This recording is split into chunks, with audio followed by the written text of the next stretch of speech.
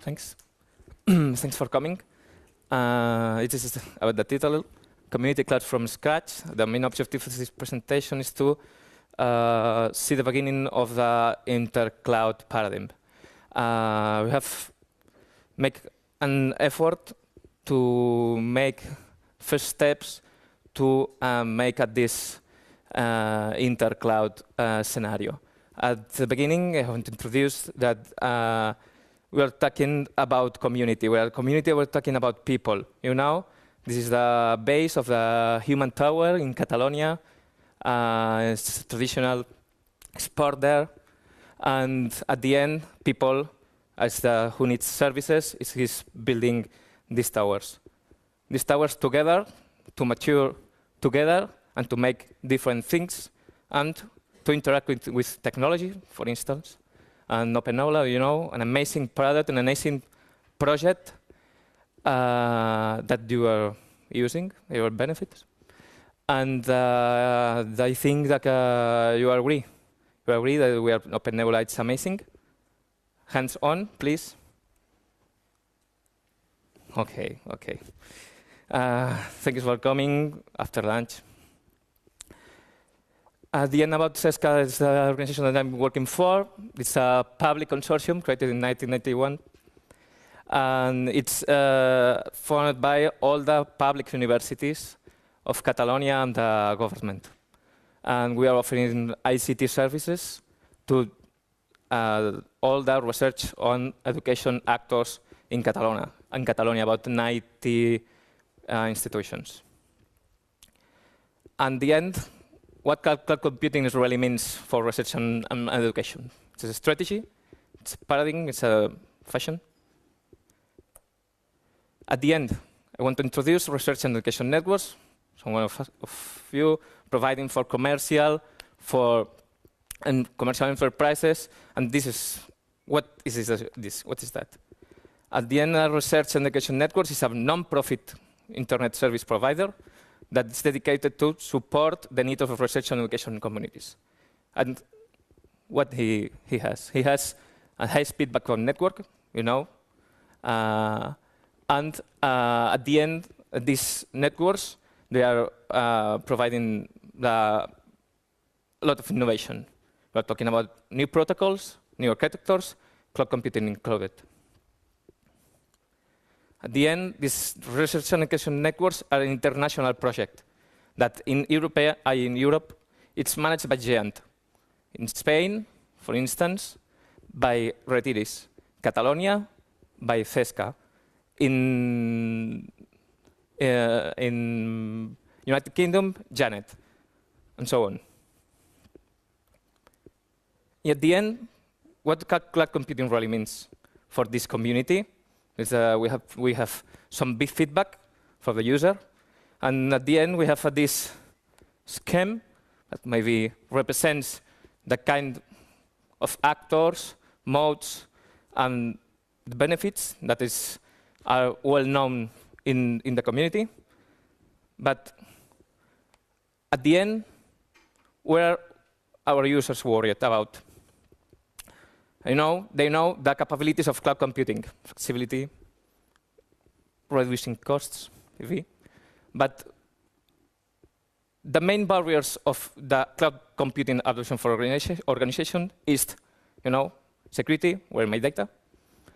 But for research and education networks and for this community, academia community, this may be safe if the data is inside this network, and that the service is provided by software competence centers or service centers at CESCA, etc. But what about distribution? We are talking about a self-service model. Every actor has his car. He are providing infrastructure services. The infrastructure services are provided by the main actors that provided the typical supercomputer or network, for instance. This is one. And the second, responsibilities. Where we are, where the user, who manages what, and so on. If we talk about infrastructure, and we are IaaS services, is the end. It's very clear. But it's that the user need. At this appear a mega worker group. It's a work group among RETIDIS, which is a research and education network in Spain, that at the end we want to, let's put all together. This is the mission. You have two keys: promote and to act as a catalyst. Where? In open architectures, detecting use cases in an interoperable model, building a testbed, making promotion, at the end, that the cloud computing be not vapor software, not vapor clouds. It's more technology. And the main objectives of this work group that starts in 2009, it's the end, to have capability to deploy a federated cloud infrastructure, to explore the possibilities of this platform, this test platform, to cloudify applications. At the end, facilitate and collaborate, for instance, with OpenNebula to enlarge his project, his components, and to provide more community. We're talking about projects, more things that we can see, we can touch. We have the Mega Intercloud project. We have this sentence that I like a lot, from myth to reality, or we try to make things. At the initial stage, in the RETIDIS community, we had some centers that are providing services, ICT services to a community, as CESG in Galicia, CESG in Catalonia, PINC for LHC Lucerne, RETIDIS that provides identity, network, etc. And we're providing a distributed model without coordination, this kind of services. But when arrives cloud computing, you have to open this kind of architectures. It's a typical, we have two CESG in cloud infrastructure. This is our ecosystems. You have two zones. You have a worker nodes with OpenNebula 3.8, using OpenSwitch, KVM, etc. In CESG, there's a similar architecture, open architecture, that are providing OCCI too. They are using KVM. They are making Sandstone accessible to his users, this instance. You have OpenNebula instances around the research and education network. What's next stage? You have to be interoperable among us. The end. We have to build a virtual Pokéjoc, a common model. The first, from the research and education community, we are open. And OCCI was the API selected. They only selected that the user can interact with this intercloud project. This center were providing infrastructure to make things aligned to an open cloud. In the end, we put OCCI to all the components. We have one part of the work done. The next, we're talking about identity. In identity, RETIDIS offers an API for read. What's the first approach? Is to use these kind of certificates with OCCI, and OpenNebula and his ecosystem provides the capability to make things as is. To complete the federator, these are components, typical components. You arrive at certificate, and we are using, our OCCI 1.1 and interacts at the end on OpenNebula. Without BO's implementation, as all who have a valid certificate here can access to the project among the community. At the end, the results of the first stage, this approach between together with technology products and arrive to have compatibility in images, instances, and network management. For instance, contextualization, we offer a public high-speed connectivity, the typical scenario when the user has the root, user manuals provided to the user, and service provider how-tos. We started with OpenNebula 2, and at the end, we work in terms of service too, but it is another leak. Let's see. The main players in cloud infrastructure, we have important, the user, that are using infrastructure. We have from education, from science, who is providing the cloud power, OpenNebula, Redis, and Identify identity providers, for instance, and who is providing the cores and storage. At the end, and where is the user? I have identified two different approaches of different users. One of them is the Open University of Catalonia. Now it's a large university, about 65,000 students online, and they participate in innovation projects and use this platform. At the end, the objective is to build a store to provide education platform on demand. It's a similar web store that you have if you want WordPress that is designed for a concurrency of 5,000 people. It provides all the provision, all the provision scope.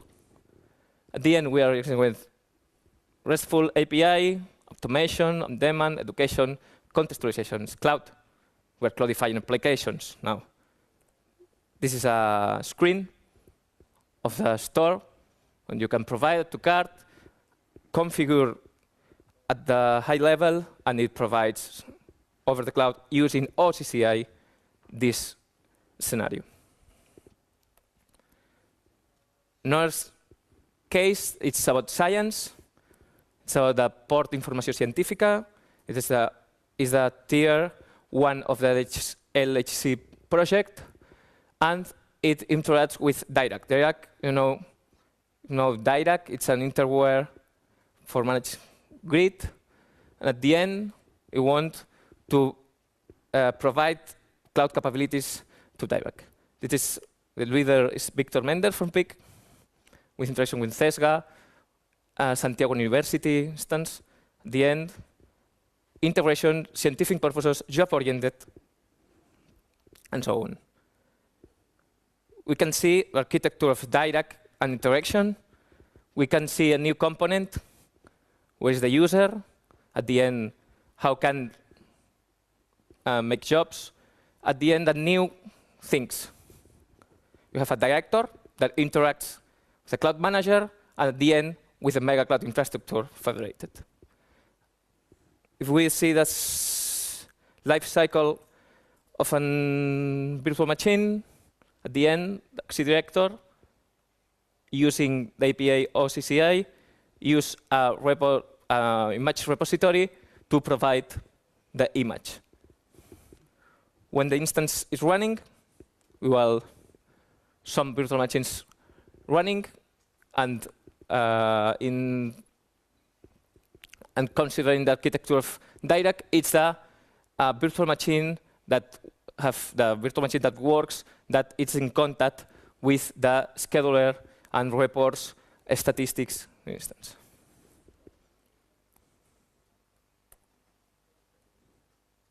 Next steps. We have seen some user examples. We have seen the architecture. We want how we manage identity, but what's next? We have detected problems in our community, and this is reported by among this work group that participates universities, research centers, hospitals, museums, music schools, so on. At the end, if we are talking about scientific research centers, nowadays we don't have the manpower to make things, to make 24 hours services and to maintain its services. The server deployment takes a long time. They can solve big problems and to have a second data center to provide an extra as a redundancy data center is not possible about money. And what about the test platform? We have to improve the next stage, something related with compatibility and features. You have to be able to change this to offer that more service providers enter. We need to build a marketplace. It's necessary. We have to use a marketplace for the community. You have to use BOs. We have to try to new approach the System Sandstones Federation, for instance. There are these questions we are discussing now, and we are preparing a new possible stage. Is to convert this platform, this test platform, in a possible production platform. At the end, to improve the needs of our users. Because at the end, we see the real scenario. This is architecture from Pelocan. That's a center in Canarias.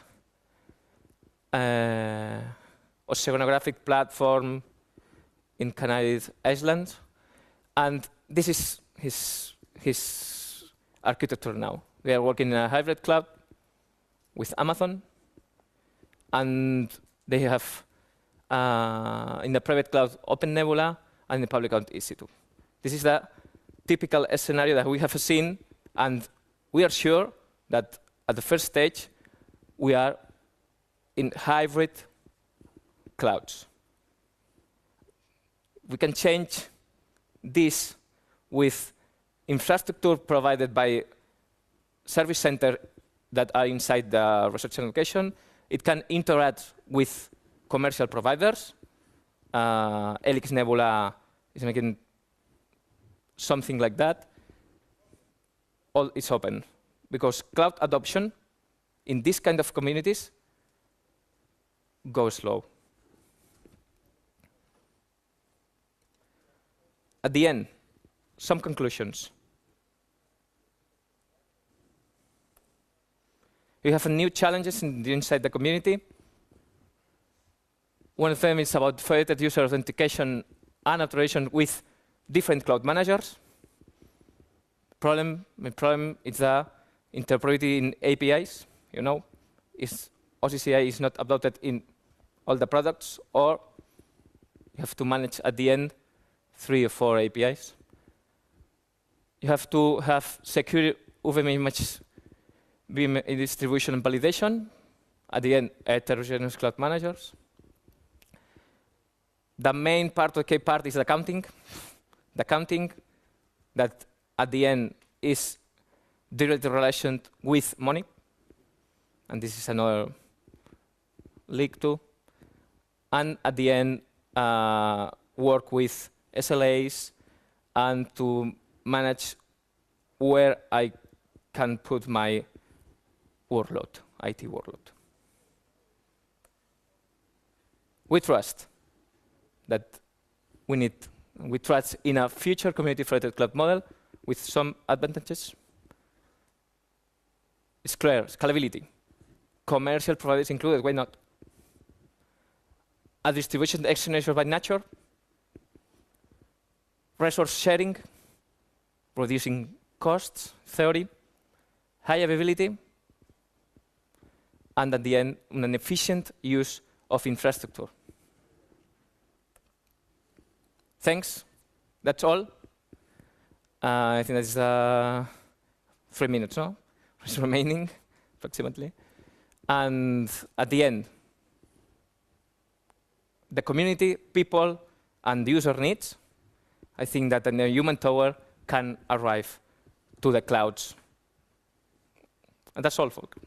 Thanks for your attention.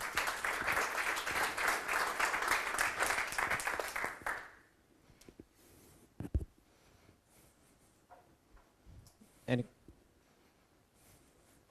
So do you think that aggregating different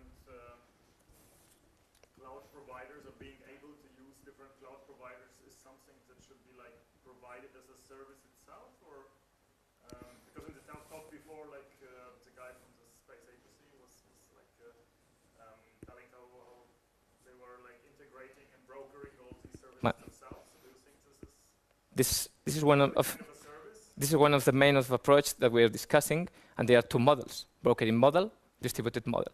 You have different contacts with each other, or you have a broker agent can maybe, for instance, Retiris, that's managing and providing services in Spain, and they might be the brokering. But now, in brokering, I don't know a product.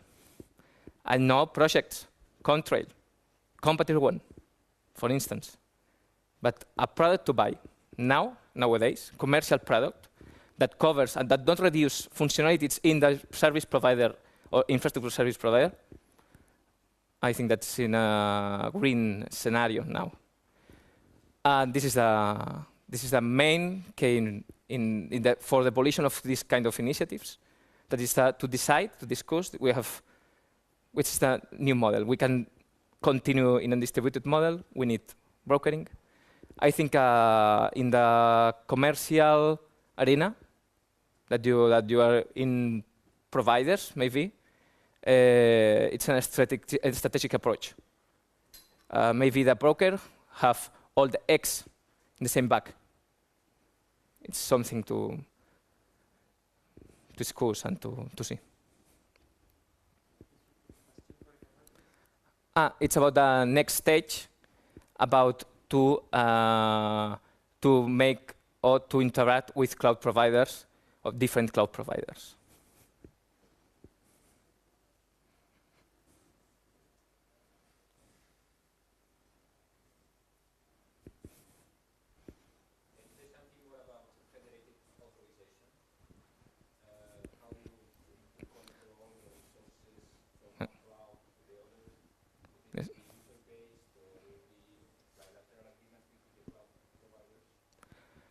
Then we're talking about BOs in certificates.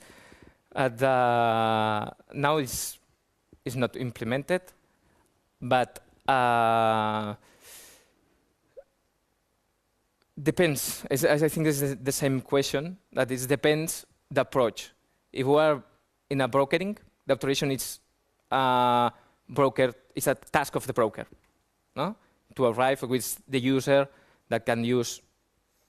What providers can be used by the user or by the applications.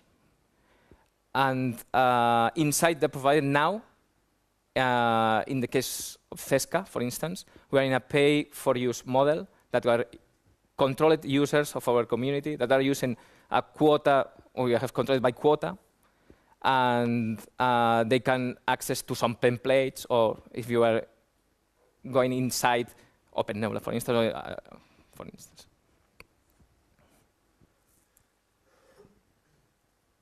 Because I think that you are following a multi-couple approach. It's like the green approach, where you have authentication, common authentication, but authorization depends on each side.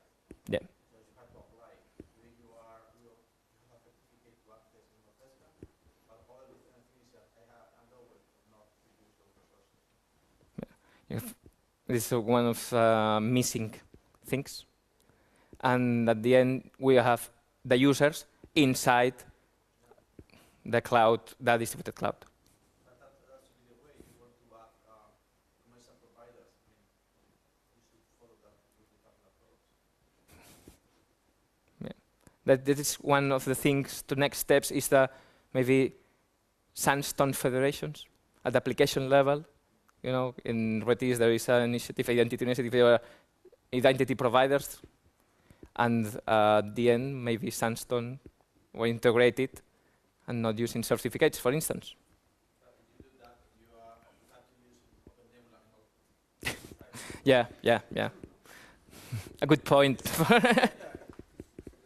But this is maybe. But it's the model that we have nowadays. Any more questions?